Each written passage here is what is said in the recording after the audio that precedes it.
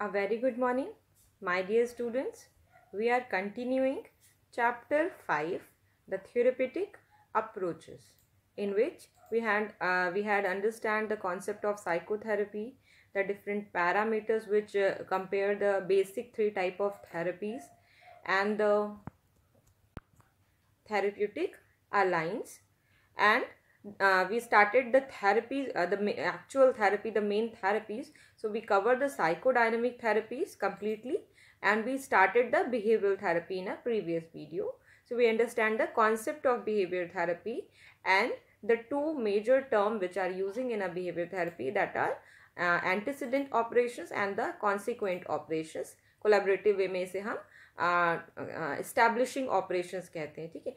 So antecedent operations, that's mean antecedents operation which control behavior by changing something that precedes such a behavior. ठीक है, हम उस behavior को, कोई ऐसे behavior को चेंज करते हैं, उसकी वैल्यू चेंज करते हैं इन इंक्रीजिंग और द डिक्रीजिंग मैनर में, जो उस बिहेवियर को अराइज करने के लिए, उस बिहेवियर को कंटिन्यू करने के लिए एक रूट बेस करता है जो उसको प्रिसीड कराता है. ठीक है, so here in antecedent operations we control behaviour by changing something that precedes such behavior, or the change can be done by the increasing or the decreasing values, reinforcing values of a particular consequent. ठीक है, so this is called establishing operation. This is called establishing operations. हमने एक example भी लिया था जहाँ पे हमने अंडरस्टैंड किया था कि अगर एक चाइल्ड है और वो डिनर टाइम पे प्रॉपर फिनिश नहीं करता,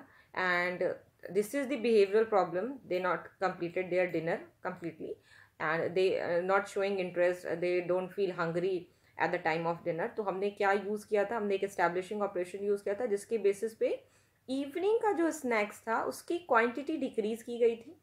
ठीक है, decreasing the quantity of the evening snack, tea time snack, this is the antecedent operation. ठीक है, reduction of food amount in a tea time, this is the antecedent operations. ठीक है, now the consequent operation क्या होगा, whenever the child is complete the dinner, whenever the child is finish their dinner, so we praise her or him. ठीक है, so हम जब उसको praise करते हैं and हम उसको reinforce भी कर सकते हैं at the same time कि if you completing your dinner, I will provide you, I will give you a chocolate. ठीक है, so this behavior is the praising or the giving the chocolate, this is the consequent operation. ठीक है, the antecedent operation, then the consequent operation, and in a collaborative में introducing these whole process, planning for these whole things, this is known as the establishing operation. ठीक है, so these two terms, these are basic concept of the behavioral therapy, the treatment of the behavioral therapy. ठीक है, now there are so many techniques. Behaviorists not believe the all problems are treated in a same way. They are not prescribed or the particular therapeutic process. They believe some different kind of technique which are based on the learning principles, which are based on the theories of learning. ठीक है, the operant conditioning, classical conditioning and the social learning theories. So उसके basis पे छोटी छोटी सी कुछ small techniques हैं जिन्हें हम according to problem, according to situation, according to behaviour select करते हैं, एंड हम एक बिहेवियर को मॉडिफाई करने के लिए, चेंज करने के लिए, उसको ट्रीट करने के लिए मोर देन वन टेक्निक्स भी अप्लाई कर सकते हैं. दिस इज़ नॉट नेसेसरी कि एक प्रॉब्लम के लिए एक ही टेक्निक हम सेलेक्ट करेंगे. हम डिफरेंट टाइप की टेक्निक्स को इन अ कोलैबोरेटिव वे हम ऑप्शंस उनके बेसिस पे लेके उन्हें यूज़ कर सकते हैं. So we already understand the positive reinforcement and the negative reinforcement. ठीक है, पॉजिटिव रीइंफोर्समेंट में मैंने बताया था कि if a child who not showing interest in their studies, and her mother is basically say that if you complete your homework on your on time, so I prepare a delicious food for you. ठीक है, so this is the positive reinforcement. So child believe that if he और she can complete their homework, तो उसे एक delicious food offer किया जाएगा, उसे एक डिलीशियस फूड खिलाया जाएगा, दैट्स वाई वो अपना होमवर्क कंप्लीट करेगा. सो ये जो है this is the kind of positive reinforcement, जहाँ हम उसको कुछ पॉजिटिव बिहेवियर, कुछ चीज़ों का कह सकते हैं कि लालच दे के हम उसे वो वर्क कंप्लीट करा रहे हैं, उसकी इस बिहेवियर को इंक्रीज कर रहे हैं, उसकी intensity. This is the positive reinforcement. Now negative reinforcement, there is a word negative but this is used for increasing the value of behavior. ठीक है, हम good habits को, there are two type of habit, two type of behavior, desirable behavior, undesirable behavior, good habit and the bad habit. तो जब हम desirable behaviour को, हम दो वे में बिहेवियर थेरेपी यूज़ करते हैं, बिहेवियर टेक्निक यूज़ करते हैं, या हम किसी मैल एडेप्टिव बिहेवियर और अनडिज़ायरेबल बिहेवियर को डिक्रीज करते हैं, या हम किसी डिज़ायरेबल और पॉजिटिव बिहेवियर या हेल्दी हैबिट को इंक्रीज करते हैं. ठीक है, by the decreasing and the increasing हम यही करते हैं. टोटल बिहेवियर थेरेपी में only these two process are involve. ठीक है, either decreasing a particular kind of behaviour और increasing a particular kind of behaviour. ठीक है, सो हम निगेटिव रीइंफोर्समेंट जहाँ यूज़ करते हैं वहाँ हमारा जो एम रहता है, जो ऑब्जेक्टिव रहता है, this is the increasing a particular kind of behaviour. ठीक है, द डिज़ायरेबल बिहेवियर. ठीक है, अ गुड हैबिट जिसे हम इंक्रीज करना चाहते हैं. तो इस सेंस में हम निगेटिव रीइंफोर्समेंट यूज़ करते हैं. पॉजिटिव रीइंफोर्समेंट तो डेफिनेटली हम वो कर ही रहे हैं, निगेटिव रीइंफोर्समेंट में भी हम वो यूज़ करते हैं. इन विच वे, सी देयर इज, हमने एग्जाम्पल लिया था यही सेम फूड वाला. If the mother say कि if you complete your homework, I will provide you a delicious food.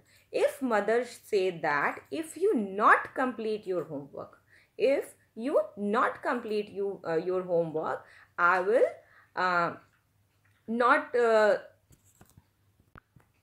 So if you not complete your homework on time, then I will reduce your play time, or I will not give you remote for watching TV. ठीक है, I decrease your TV time. ठीक है, सो इस type से हम कह सकते हैं. मतलब हम हमारा इंटेंशन क्या है, आपके होमवर्क बिहेवियर को इंक्रीज करना, द चाइल्ड की जो स्टडी टाइम है उसको इंक्रीज करना, उसके होमवर्क में को इंटरेस्ट इंक्रीज करना, उसके इंटरेस्ट ऑफ स्टडी को इंक्रीज करना. ठीक है, but at the same time यहाँ पे हम क्या यूज़ कर रहे हैं कि अगर उसने वो बिहेवियर नहीं किया, वो बिहेवियर अगर उसने नहीं शो किया in a proper way, in a proper time, तो हम उसको जो प्रेजरेबल चीज़ है उससे स्केप करेंगे, या फिर हम कह सकते हैं कि हम उसे पनिशमेंट देंगे. ठीक है, so this is also the negative time. ठीक है, वो यहाँ पे बचना चाहेगा जिस चीज़ से, वो हम कर सकते हैं. हम ये एग्जांपल भी दे सकते हैं कि अगर तो you can not complete your study on time, so your father will be punish you, your father will be slap you, or your father will be give any kind of punishment to you. ठीक है, so this is the kind of negative reinforcement जहाँ पे हम उसे अगर वो behaviour नहीं करेगा, वो पॉजिटिव बिहेवियर जिसे हम चाहते हैं इंक्रीज करना, अगर वो उसे नहीं शो करेगा, तो हम उसे एक टाइप का पनिशमेंट देंगे, एक निगेटिव बिहेवियर देंगे. ठीक है, सो निगेटिव रीइंफोर्समेंट देंगे. ठीक है, so this is the negative reinforcement. Move to the another one. So there are token economy, aversive conditioning बोलते हैं इसको, there is a spelling mistake. Now next is systematic desensitization and the principle of reciprocal inhibition. This is under it. Then the modeling. So the move to the next technique, which is token economy. So see, in a token economy, so our next technique is a token economy. Token something which is symbolic. ठीक है, token में जहाँ हम कुछ tokens या कुछ coupons हम collect करते जाते हैं in at each time whenever the desirable behaviour is आकर, whenever the desirable behaviour is express shown. So in the last when the day time last, या फिर मतलब एक दिन जब खत्म हो रहा है, या जब भी जितने भी टाइम का टास्क है वो, तो after completing the task, after completing the day, हम उस टोकन्स को एक्सचेंज करते हैं किसी रिवॉर्ड से. ठीक है, फॉर एग्जांपल हम कर सकते हैं कि जो चाइल्ड है उससे हम प्रॉमिस करें कि अगर तुम पूरे दिन में अगर एक भी बार प्रॉब्लमेटिक बिहेवियर नहीं करोगे, and you follow your routine in a proper way, you cannot show aggression, you cannot show tantrum. ठीक है, so at the end of the day you collect the tokens for each desirable behavior. ठीक है, and after completing the day, after the end of the day, you can exchange these tokens by the chocolates. ठीक है, आपके पास जितने tokens होंगे, हर बार जब आप अच्छा बिहेवियर करोगे तो आपको एक टोकन प्रोवाइड किया जाएगा, and end of the day इस टोकन को आप एक्सचेंज कर सकते हो विद दी चॉकलेट। जितना टोकन आपके पास होगा, जितने पॉइंट्स आपको मिलेंगे, उसके बेसिस पे आपको उतनी चॉकलेट्स दी जाएगी। This is again a technique which are basically use for the positive behaviour as well as for जो है कि डिजायरेबल बिहेवियर। ठीक है, तो this is the token economy. Here is the term token which mean a point you can say, or the you can say. So in this, person with behavioral problem can be given a token as a reward every time a wanted behavior occur. A wanted behavior, a desirable behavior is occur. So the token are collected and exchanged for a reward such as an outing for the patient or a treat for the child. So this is known as token economy. ठीक है, हम कुछ भी इससे exchange कर सकते हैं, for example chocolate से, या फिर हम ट्रीट दे सकते हैं चाइल्ड को कि उसकी वो जो भी चाहेगा वो कर सकता है, या हम उसको ऐसे भी कह सकते हैं कि आप जो भी चाहोगे at the end of the day हम आपको वो प्रोवाइड कराएंगे। सपोज उसकी विश है कि मैं 2 आवर्स टीवी देखना चाहता हूँ, तो हम उसकी विश फुलफिल करेंगे। If you have 10 token then only you complete whatever you want to do. ठीक है, so if he or she collect the 10 tokens in a day, so after end of the day उसकी जो भी wish होगी, suppose he want to play for 2 hours or suppose he want to watch the TV for 2 hours, so वो हम उसकी fulfill करेंगे जब भी वो पूरे दिन ऐसा positive behavior show करता है। So this is the token economy, which is another behavioral technique. Now next is which is known as systematic desensitization. First of all, the aversive conditioning or the aversion. Aversive conditioning and the negative reinforcement are very much correlated. So much students are confused between these two techniques, क्योंकि दोनों में जो हम use करते हैं वो negative reinforcement use कर रहे हैं। दैट्स वाई जो चाइल्ड होते हैं, जो स्टूडेंट्स हैं, वो काफ़ी कंफ्यूज हो जाते हैं। मेरा पिछला बैच जो था, प्रीवियस बैच, वो काफ़ी कंफ्यूज हो जाता, तो बट मैं यहाँ पे क्लियर बताती हूँ। सो अवर्सिव कंडीशनिंग में क्या होता है, this is only for negative behaviour. ठीक है, अनडिजायरेबल बिहेवियर जिसे हम डिक्रीज करना चाहते हैं, उस सिचुएशन में हम अवर्सिव कंडीशनिंग यूज़ करते हैं। There is a two term, aversion and the conditioning. Aversion that's mean a behaviour which is not wanted. ठीक है, suppose I electric shock, so anybody can not want to shock. ठीक है, मतलब which kind of behavior which is not wanted and the child and the person is want to escape the particular type of behavior. ठीक है, वो उससे escape करना चाहता है, something which is threatening, something which is fearful, ऐसा कुछ रहता है जिसे हम बचना चाहते हैं, हम escape करना चाहते हैं। तो this is the aversion. Now second is conditioning. Conditioning, that's mean appearing, association. You can understand the classical conditioning. So there is a association between the bell and the food. ठीक है, the presentation of the food and the bell. So there is a association. This is the conditioning. So here we paired or we condition the undesirable behavior with a mild electric shock or something which is not desirable. So this is the aversion. Aversive behaviour से, किसी एवर्सिव चीज़ से हम associate करते हैं जो हमारा negative behaviour रहता है, और इसकी पेयरिंग के बेसिस पे हम उस बिहेवियर को डिक्रीज करने की कोशिश करते हैं। Let's take a example. So aversive conditioning refers to repeated association of undesired response with an aversive consequences. ठीक है, हमारा जो अनडिजायर्ड रिस्पॉन्स होता है, या जो ऐसा बिहेवियर होता है जिसको हम नहीं चाहते कि वो इन फ्यूचर प्रेजेंट हो, एक्सप्रेस हो, तो उस कंडीशन में हम उसकी एक एवर्सिव स्टिमुलस से क्या करते हैं, कनेक्टिविटी कर देते हैं, उसके कॉन्सिक्वेंस को हम एवर्सिव बना देते हैं। For example, an alcoholic is given a mild electric shock and asked to smell the alcohol. ठीक है, एवरी टाइम रिपीटेड एसोसिएशन हम करते हैं, whenever he want to drink alcohol, जब भी वो चाह रहा है, जब अल्कोहल उसको स्मेल करने के लिए बोल रहे हैं, एंड आफ्टर दैट उसे एट द सेम टाइम हम उसको इलेक्ट्रिक शॉक दे रहे हैं। So the smell of the alcohol and the electric shock are paired, are associated with each other, they are connected. ठीक है, सो ऑन दिस कंडीशनिंग के basis पे जब भी उसको डिज़ायरेबल होगी ये अल्कोहल की स्मेल, ठीक है, जब भी वो अल्कोहल पीना चाहेगा, तो हम क्या करें, उसको क्या होगा, उसको वो मेमोरीज उससे क्योंकि कनेक्टेड हो गई है, एसोसिएटेड हो गई है, कंडीशनिंग हो गई है माइल्ड शॉक की उसकी अल्कोहल के स्मेल से, तो वो जब भी अल्कोहल पीने की उसको डिज़ायरेबिलिटी होगी, उसको वो मेमोरीज याद आएगी, वो इलेक्ट्रिक शॉक याद आएगा विच इज़ पेनफुल। ठीक है, इलेक्ट्रिक शॉक जो था वो पेनफुल था, तो उसको ये पेनफुल मेमोरीज याद आएगी और वो उससे वो अल्कोहल इनटेक करना नहीं चाहेगा।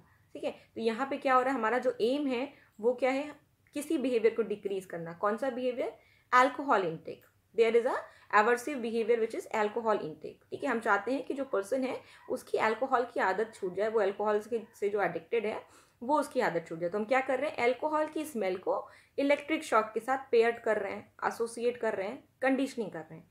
ठीक है, तो जब भी उसको डिमांड होगी, जब भी वो अल्कोहल पीना चाहेगा और जब भी उसके सामने प्रेजेंट होगा अल्कोहल, वो उसको स्मेल करेगा, तो एट द सेम टाइम उसको इलेक्ट्रिक शॉक का पेन याद आएगा, वो रिमेंबर करेगा वो पेन, और इस पेन की वजह से ये जो एसोसिएशन हुआ इसकी वजह से वो अल्कोहल नहीं पीना चाहेगा, और ग्रेजुअली धीरे धीरे रिपीटेड एसोसिएशन के साथ क्या होगा कि वो अल्कोहल इनटेक बंद कर देगा। So this is the aversive conditioning, जहाँ पे हम किसी बैड स्टिमुलस को कनेक्ट कर रहे हैं उस बैड बिहेवियर के साथ। ठीक है, so here the alcohol is given a mild electric shock and asked to smell the alcohol.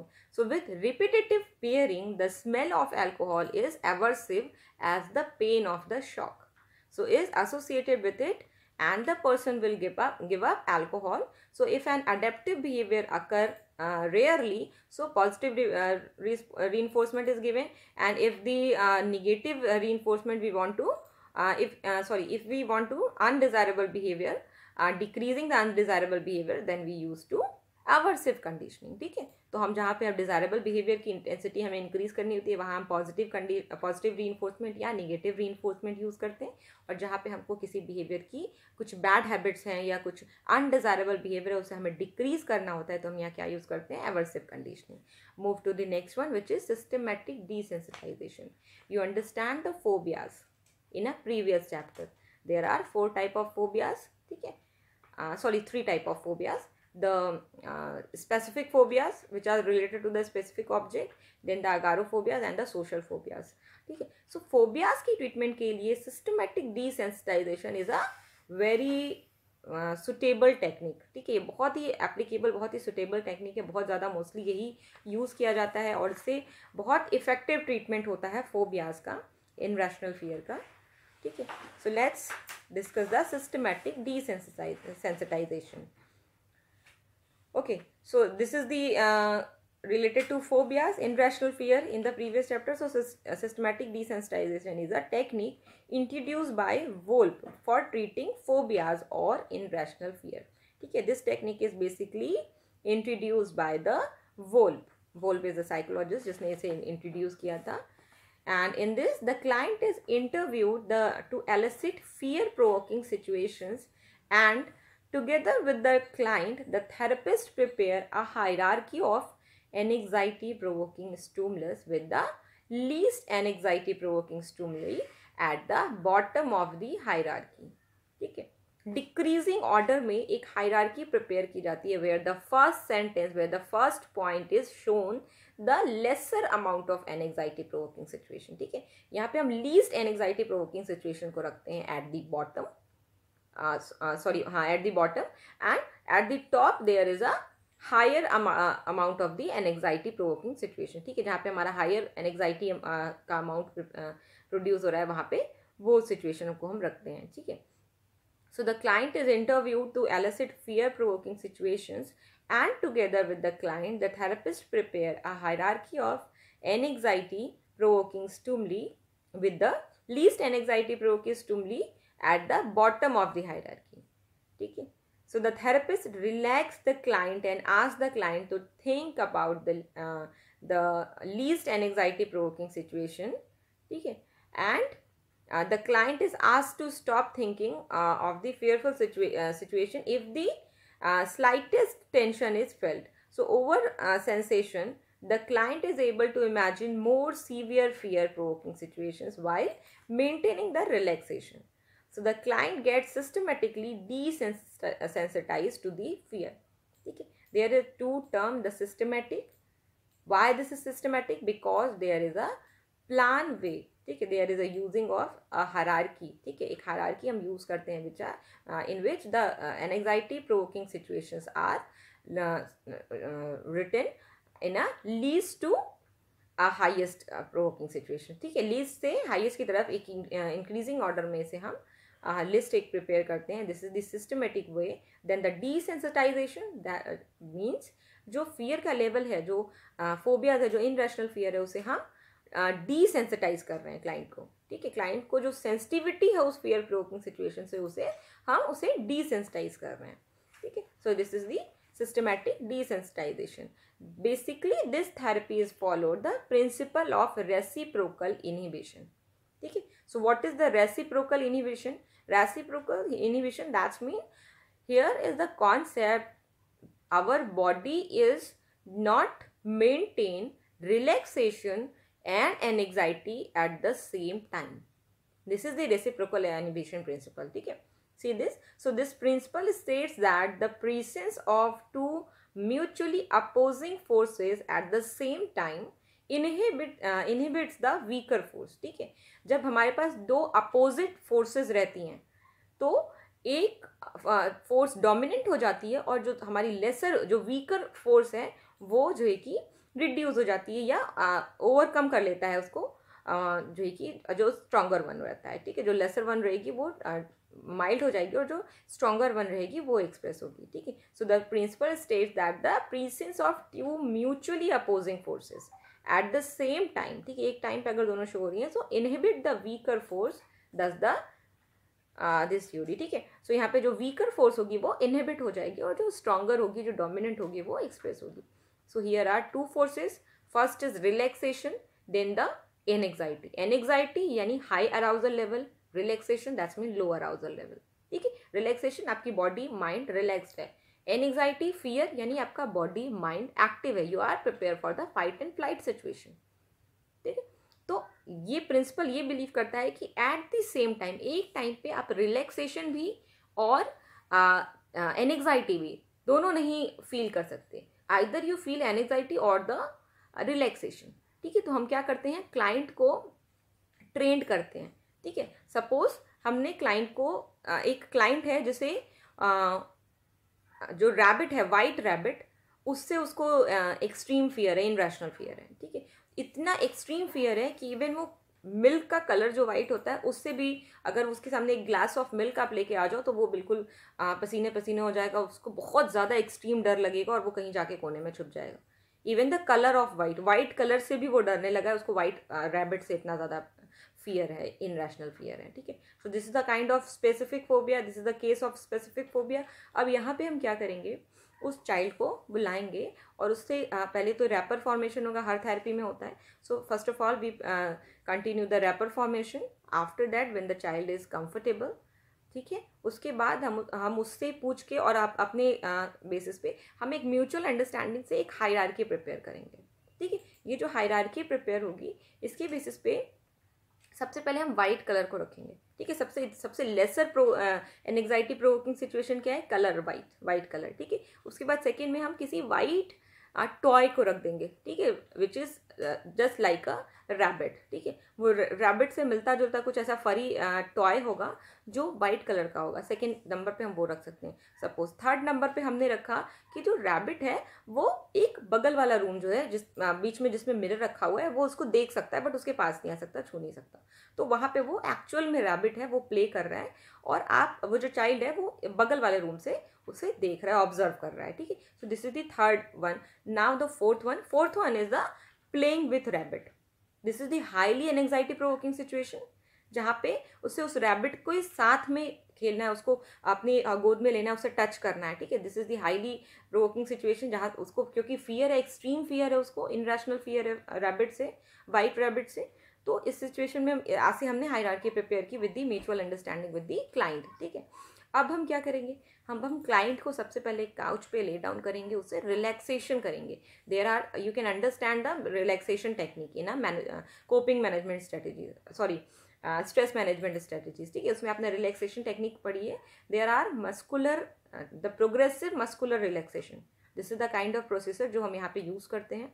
Eight the same time हम रिलैक्सेशन के लिए मेडिटेशन भी यूज़ कर सकते हैं, या हम हिप्नोसिज्म यूज़ कर सकते हैं, या कुछ भी कोई भी टेक्निक जिससे कि बॉडी को रिलैक्स कर सकें हम, कोई भी रिलैक्सेशन प्रोसीजर हम यूज़ करते हैं. There are lots of relaxation procedure. ठीक है, तो हम सबसे पहले क्या करेंगे, चाइल्ड को एक रिलैक्सेशन मोड पे लाएंगे. आप जब चाइल्ड रिलैक्सेशन मोड पे आ जाएगा, आफ्टर दैट हम उससे जो फर्स्ट सिचुएशन है, ठीक है, फर्स्ट सिचुएशन हमने क्या ली थी कि चाइल्ड के सामने हम कुछ वाइट ऑब्जेक्ट या कुछ वाइट प्रेजेंट करेंगे. उसको वाइट कलर से फियर हो गया है, एसोसिएशन क्योंकि हुआ वाइट रैबिट और वाइट कलर का, सो दैट्स वाई. तो हम उसके सामने वाइट, सपोज हमने मिल्क प्रेजेंट किया, वाइट मिल्क प्रेजेंट किया फर्स्ट ऑफ ऑल. जब क्लाइंट रिलैक्सेशन के मोड में था, जब चाइल्ड रिलैक्सेशन के मोड पे था एकदम, तब हमने उसे इमेजिन करने को कहा कि इमेजिन करो कि आपके सामने एक ग्लास ऑफ मिल्क है. ठीक है, एक फुल ग्लास ऑफ मिल्क है एंड आपको उसे इमेजिन करना है. जब वो रिलैक्सेशन मोड पे था तो उसने इमेजिन किया and he feel still calm down. ठीक है, वो उसने अपना जो उसका पीसफुल मूड था उसे उसने कंटिन्यू किया. वो फियर नहीं फील किया, वो जो है कि अवेयर नहीं हुआ, बहुत ज़्यादा अराउज नहीं हुआ. तो इस सिचुएशन को हम फिर उसके बाद सेकेंड नंबर की जो हायरार्की है वो प्रेजेंट किया हमने. ठीक है, ऐसे ही फिर अगर हमने देखा कि उसमें अगर उसको थोड़ा सा फियर फील हो रहा है तो हम वहाँ पे सेशन क्लोज कर देते हैं. देन उसको फिर नेक्स्ट डे बुलाएंगे, नेक्स्ट डे फिर हम ये प्रोसीजर रिपीट करेंगे. नेक्स्ट डे फिर उसको हम रिलैक्सेशन के मोड पे लाएंगे, फिर हम उसको इमेजिन करने को कहेंगे जो हायरार्की की फर्स्ट नंबर की सिचुएशन थी, देन द सेकेंड में अगर वो काम डाउन रहता है देन द थर्ड. इस तरह ग्रेजुअली हम मूव ऑन करते जाते हैं. एंड जो चाइल्ड होता है वो बेसिकली क्योंकि वो रिलैक्सेशन के पोजीशन में रहता है, रिलैक्स रहता है, इसलिए वो एनेक्साइटी नहीं फील करता. ठीक है, क्योंकि जो एनेक्साइटी रहता है वो इनहिबिट हो जाता है विद द रिलैक्सेशन हाईलाइट होता है, एनेक्साइटी इनहिबिट हो जाता है. एंड ग्रेजुअली धीरे धीरे ट्रेनिंग के थ्रू, रिपीटेटिव प्रोसेस के थ्रू जो चाइल्ड होता है वो इस इनरैशनल फियर से कोप अप कर ले जाता है, उससे निकल जाता है और वो फाइनली रैबिट के साथ खेलने लगता है. तो फाइनली जो उसका इनरैशनल फियर था फोबिया का, वो इस प्रोसेस के थ्रू ट्रीट हो जाता है, ठीक हो जाता है. ठीक है, so this is the process which is known as systematic desensitization. There are 3 step. First step is preparing the hierarchy. ठीक है, second step is relaxation. Third step is introducing the anxiety provoking situation. ठीक है, जहाँ पे हम imagine भी करा सकते हैं. There are so many types. आप आगे फर्दर क्लासेस में पढ़ोगे. हम इन विवो जो कि एक्सपोजर भी कराते हैं, इमेजिनरी एक्सपोजर भी करा सकते हैं. कई तरह से हम जो है कि एनएग्जाइटी प्रोवोकिंग सिचुएशन को इंट्रोड्यूस कराते हैं. There are so many techniques. ठीक है, so there are basically 3 step. First is preparing hierarchy, second is relaxation, third is giving the situation which is related to the anxiety provoking situation. ठीक है, उस hierarchy की जो list है उससे हम उसको उसके सामने वो प्रेजेंट करते हैं. सो this is the 3 step. And this technique is basically based on the principle of reciprocal inhibition, which is very important point. So what is the principle of reciprocal inhibition? You have to know in a detail. So this principle states that the presence of 2 mutual opposing forces at the same time inhibit the weaker force. ठीक है, inhibit the weaker one. This is the whole concept. So this is all about the systematic desensitization. Now our next and the last technique is the modeling. Modeling is based on the social learning theories. ठीक है, Bandura and so many psychologists are there जिन्होंने social learning theories दी थी.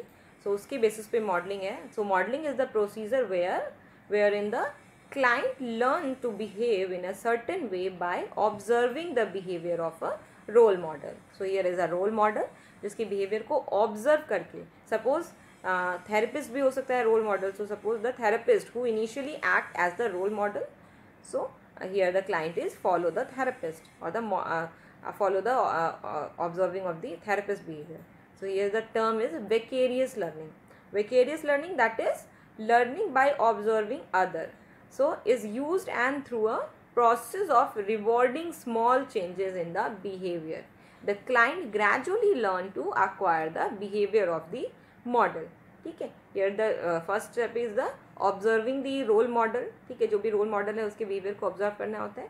Then after that the showing the behaviour as like the role model and the behaviour which are shown by the client is rewarded. ठीक है, वहाँ पे हम उसको reinforcement देते हैं, रिवॉर्ड देते हैं. व्हेनेवर जैसे भी वो ऑब्जर्व करके उस बिहेवियर को जैसे ही फॉलो करता है उसको हम पॉजिटिव रीइंफोर्समेंट या फिर रिवॉर्ड के थ्रू उसको इंक्रीज़ करने की कोशिश करते हैं, एंड ग्रेजुअली जो चाइल्ड होता है, जो क्लाइंट होता है, वो उस बिहेवियर को, मॉडल के बिहेवियर को एज इट इज़ करना लर्न कर लेता है, acquire कर लेता है.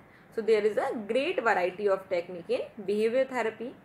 So the positive reinforcement, token economy, negative reinforcement, aversive conditioning, and the systematic desensitization. Last one is modeling. So there are so much technique, so great variety of technique in behavior therapy. The skill of the therapist lies in conducting an accurate behavioral analysis and building a treatment package with the appropriate technique.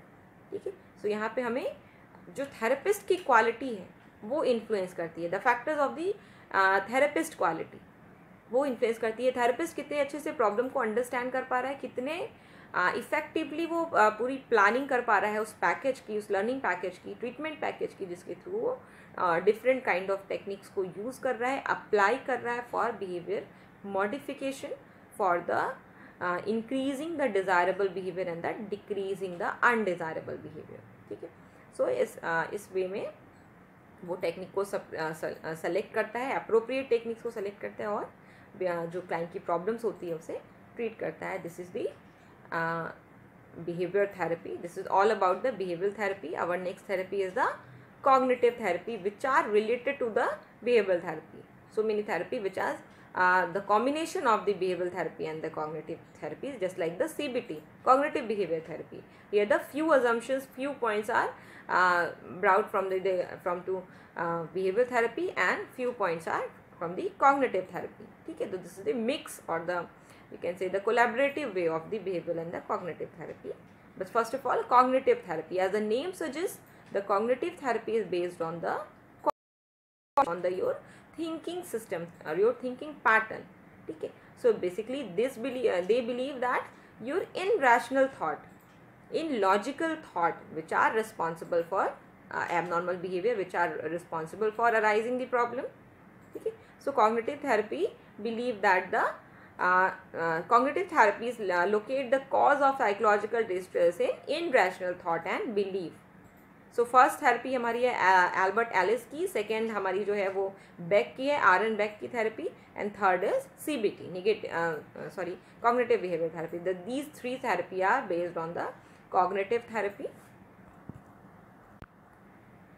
Which we will continue in a next video. ठीक है. सो cognitive therapy की जो 3 basic therapies हैं उन्हें हम next video में cover up करेंगे. This is all about today. Thank you so much class.